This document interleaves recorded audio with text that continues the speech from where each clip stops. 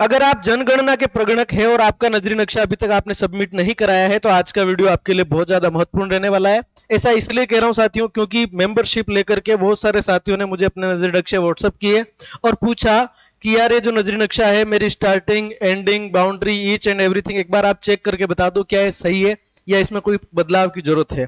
ठीक है साथियों, तो उन सभी को समराइज करते हुए जो कॉमन समस्याएं आ रही है उनके लिए मैं 5 टिप्स आपको आज के इस वीडियो में बताने वाला हूं ताकि आपके नजरी नक्शे में किसी प्रकार का कोई इश्यू नहीं आएगा। दूसरी बात यह है, नजरी नक्शा हो या एचएलओ ऐप की एंट्री हो या एसआईआर हो, कोई सा भी काम हो, तनाव बिल्कुल आप लोगों को नहीं लेना है। तनाव जो है आपका आगे का काम खराब कर सकता है। कहीं आपको कोई परेशान होने की आवश्यकता नहीं है। दुनिया में जब समस्या आती है तो उससे पहले उसका साथ में उसका समाधान भी आता है, तो कोई दिक्कत वाली बात नहीं है। ज्यादा से ज्यादा क्या हो जाएगा, वापस बनाना पड़ जाएगा ना, बस, और उससे ज्यादा कोई बड़ी बात नहीं है। तो ये तनाव नहीं लेना है क्या हो जाएगा, नोटिस आ जाए, कुछ भी नहीं होगा। आप आज जो कर रहे हैं कोर कॉन्सेप्ट आपको मालूम है। मैं एक बार आपको बताता हूँ, चैनल पे जाके बहुत सारे साथियों ने मुझे अपने नक्शे व्हाट्सएप किए हैं, है ना, और मैंने उनको सेटिस्फाई भी किया है। लेकिन अगर नजरी नक्शे का कोर कॉन्सेप्ट भी आपको मालूम नहीं है, अगर आप सेटिस्फाइड नहीं है ट्रेनिंग्स के जो आपको ट्रेनिंग्स के अंदर बताया गया उनसे, तो ये 4,21,000 व्यूज हैं, इस वीडियो को आप देख लीजिएगा। उसके बाद एक 2,31,000 ये वाला वीडियो भी आप देख सकते हैं। इसमें एआई की हेल्प कैसे ले सकते हैं सारा सब कुछ इन वीडियोस के अंदर मैंने बता रखा है। एक जो है वीडियो आप देख लीजिएगा, कोई सा भी कंप्लीट वीडियो, ये 22 मिनट का बहुत डिटेल में बना रखा है। और अगर आपको लाइव डेमो चाहिए तो फिर आप इसको देख लें, 8.5 मिनट के इस वीडियो को। मैंने जो अपना नक्शा बनाया है उसका मैंने डेमो आपको दिया था। ठीक है, चलिए साहब, ये बातें तो हो गई। अब जो अभी की बात करने वाले हैं उस पर आते हैं। साथ ही अगर आपकी ऐसी कोई समस्या आ रही है जो आप कमेंट बॉक्स में नहीं बता पा रहे हैं या समझा नहीं पा रहे हैं, मैं समझ नहीं पा रहा हूं, तो वीडियो के मेंबर्स ओनली सेक्शन में आप जाएंगे। यहां पर आपको ये वाला वीडियो मेरा मिल जाएगा जिसके अंदर मैंने अपने व्हाट्सएप नंबर शेयर कर रखे हैं। आप यहां से भी बात कर सकते हैं। तो शुरू करते हैं, क्योंकि हमने अपना नजरी नक्शा जमा करा दिया है तो ये जानकारी में है कि क्या मतलब कौन कौन सी समस्याएं हमारे साथ हो रही है। तो देखो, पहली बात तो ये है कि किसी भी प्रकार का कॉम्प्रोमाइज नहीं है। आपकी जो स्टार्टिंग है वो नॉर्थ वेस्ट से ही होनी चाहिए। आपकी स्टार्टिंग कहां से होनी चाहिए साथियों, नॉर्थ वेस्ट से। अब बहुत सारे साथियों का तो क्या है कि जो बसावट है साथियों, वो बसावट कुछ इस तरीके की है कि आराम से उनको नॉर्थ वेस्ट कहां है पता चल जा रहा है। ठीक है, पर बहुत सारे साथियों को नॉर्थ वेस्ट की जानकारी भी समझ में नहीं आ रही है कि यार सर मैं नॉर्थ वेस्ट कहां से पता करूं। तो देखो, जनरल नक्शे में नॉर्थ वेस्ट आपको पता करना है, कोई दिक्कत वाली बात नहीं है। सिंपल सा आपको क्या करना है, सिंपल सा आपको क्या करना है, ये जो कॉर्नर है इस कॉर्नर को आप उस कॉर्नर से मिलाइए, इस कॉर्नर को आप इस कॉर्नर से मिलाइए।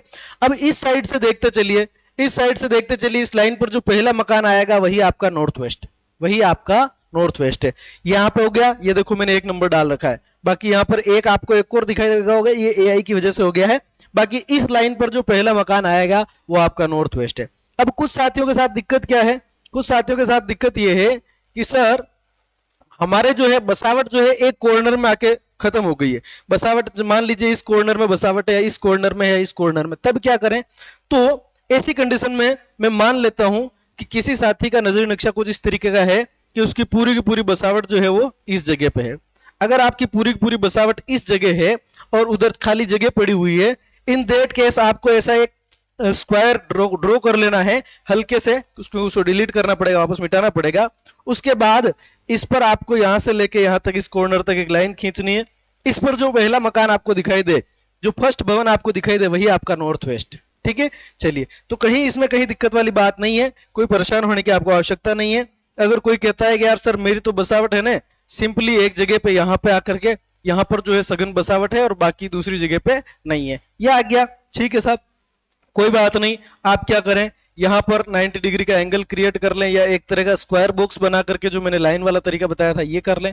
अब ये हो गया आपके सामने, थोड़ा सा आपको गलत दिख रहा होगा लेकिन इसको 90 रखना है, आपको ध्यान रखना है। क्या रखना है साथियों, 90।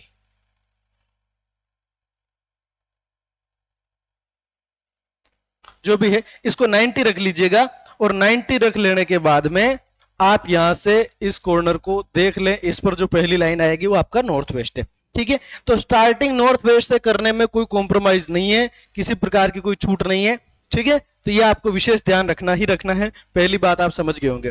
उसके बाद बाउंड्री, आपकी क्लियर कट जो बाउंड्री है, अंदर आपने सारी चीजें फॉलो की है नहीं की है विशेष फर्क नहीं पड़ेगा, लेकिन आपकी boundary clear cut dot dash dot dash dot dash dot form में होनी चाहिए।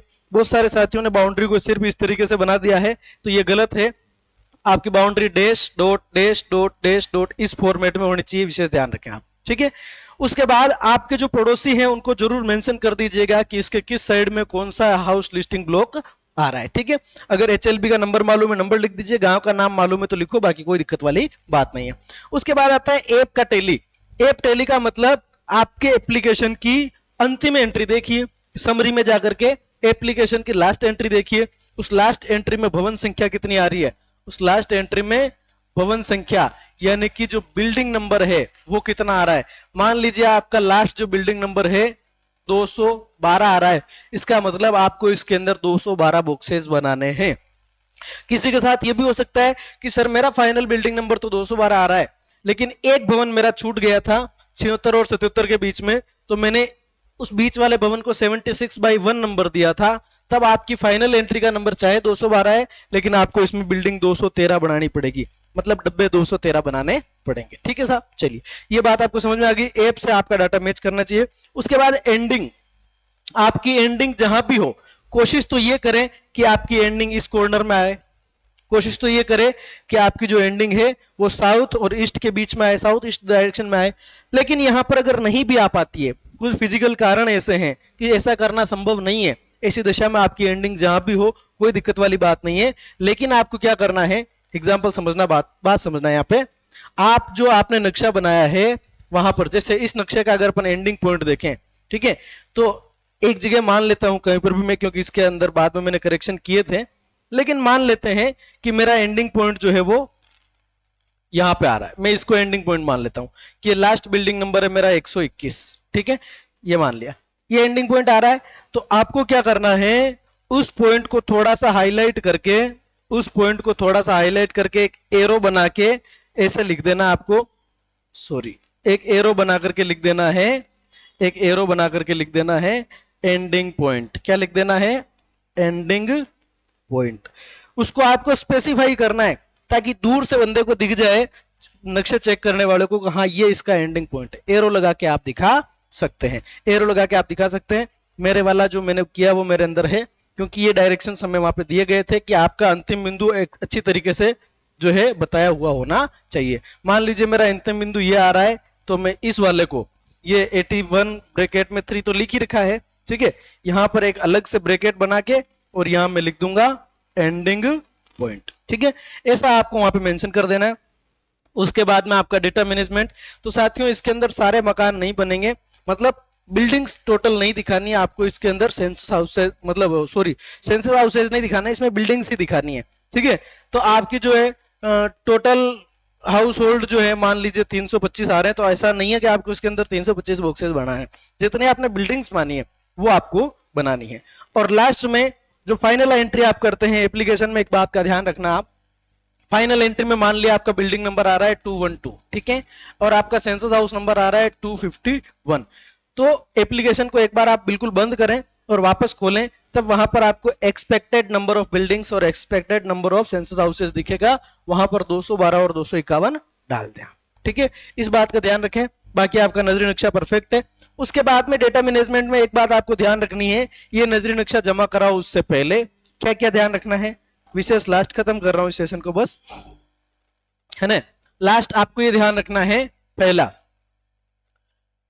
एक तो आपको ध्यान रखना है आपके कच्चे रेजिडेंशियल हाउसेस कितने हैं, कच्चे रेजिडेंशियल हाउसेस कितने हैं, ठीक है। आप डेटा बिल्डिंग का, वैसे इसमें क्लेरिफिकेशन नहीं था, हमने जब जमा कराया तो हमने उनसे पूछा कि ये कच्चा आवासीय, पक्का आवासीय, कच्चा गैर आवासीय और पक्का गैर आवासीय, पक्का आवासीय, इसके अंदर हमें बिल्डिंग्स का डेटा कलेक्ट करना है कि सेंसस हाउसेस का करना है, तो अच्छी तरीके से उनको जानकारी नहीं थी, लेकिन मैं आपको बता रहा हूं, ठीक है। कच्चा रेजिडेंशियल सेंसस हाउस है ना, सेंसस हाउस के मामले में आपको थोड़ा सा ध्यान रख लेना है, कच्चे रेजिडेंशियल कितने हैं और कच्चे नॉन रेजिडेंशियल कितने हैं, पक्का रेजिडेंशियल कितना है और पक्का नॉन रेजिडेंशियल कितना है, ये डाटा रख लेना। उसके बाद आप ये डाटा रखें कि आपके वेकेंट कितने हैं, आपके वेकेंट कितने हैं, कितने हाउसेस को आपने वेकेंट दिखाया है। उसके बाद में इंस्टीट्यूशनल, या यूं मैं आपसे कहूं ये जानकारियां तो रखनी ही है, आपकी एप्लीकेशन की जो समरी आ रही है उस समरी का एक फोटो दूसरे फोन से खींच के रख लेना, बहुत सारे साथी ये भी कह रहे हैं कि डेटा रख लो सारा ही, जो अगले फेज में हमारा काम आएगा। डेटा रखना कानूनन अपराध है, तो किसी प्रकार का डेटा किसी का आपको नहीं रखना है, किसी भी प्रकार का डेटा किसी भी हाउस होल्ड का आपको नहीं रखना है। ये टैली जरूर आप अपने पास रख लें कि मैंने टोटल इतने बिल्डिंग्स बताए, इतने सेंसस हाउसेस बताए, इतनी संख्या मेरी डिलीटेड की थी, इतने मेरे वैकेंट थे, कुल कच्चे ये थे, कुल पक्के ये थे, कच्चे में रेजिडेंशियल नॉन रेजिडेंशियल, पक्के में रेजिडेंशियल नॉन रेजिडेंशियल, बस ईच एंड एवरीथिंग। बाकी उसके बावजूद अगर कोई करेक्शन हुआ तो आप जब जमा कराने जाएंगे तो आपसे कह दिया जाएगा कि ये करेक्शन आप वहां पे कर दो। बस मैं आपसे ये कहना चाह रहा हूं, किसी प्रकार का तनाव आपको लेने की आवश्यकता नहीं है। ठीक है साथियों, तो आपका सेंसस फेज 1 लगभग कंप्लीट है। हमारे राजस्थान में 14 जून को ये फेज खत्म हो गया था और 15 जून को हमने जो है अपने नक्शे जमा करवा दिए थे। आपको और किसी प्रकार की कोई समस्या आ रही है, आप सीधा इस वीडियो पे जाएं मेंबर्स ओनली के अंदर और सब्सक्राइब करके आप मैसेज कर सकते हैं। मिलेंगे अगले वीडियो में, तब तक के लिए आप सभी का बहुत बहुत धन्यवाद। Thank you so much, bye.